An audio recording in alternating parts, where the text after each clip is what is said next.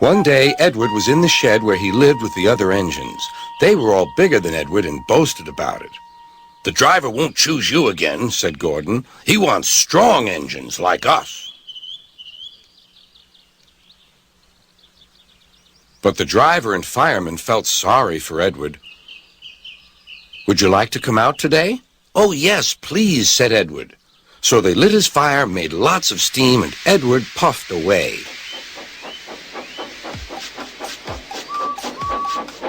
The other engines were very cross at being left behind.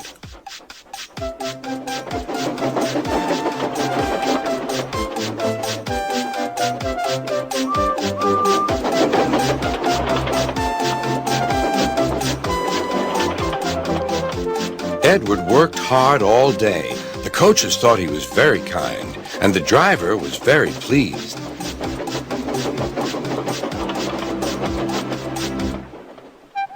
"I'm going out again tomorrow," Edward told the other engines that night. "What do you think of that?" But he didn't hear what they thought, for he was so tired and happy that he fell asleep at once. Next morning, Edward woke up to find nothing had changed. Gordon was still boasting.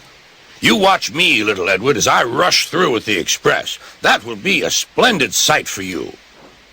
"Goodbye, little Edward. Look out for me this afternoon."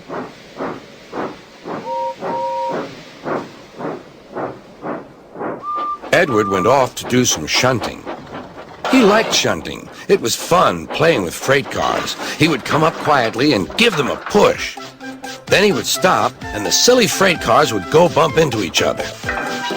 "Oh!" they cried. "Whatever is happening?"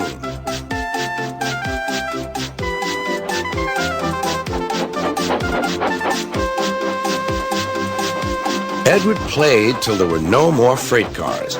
Then he stopped to rest. Presently, he heard a whistle. Gordon was cross. Instead of nice shining coaches, he was pulling a dirty freight train. "A freight train! A freight train! A freight train!" he grumbled. "The shame of it! The shame of it! Oh, the shame of it!" Edward laughed and went to find some more freight cars. Then there was trouble. "Gordon can't get up the hill," the porter called to Edward's driver. "Will you take Edward and push him, please?" They found Gordon halfway up and very cross. His driver and fireman were talking to him severely. "You're not trying." "I can't do it," said Gordon. "The noisy freight cars hold an engine back so." Edward's driver came up.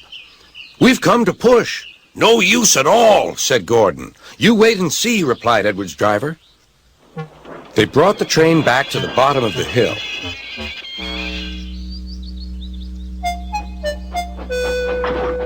"I'm ready," said Edward. "No good," grumbled Gordon. They pulled and pushed as hard as they could.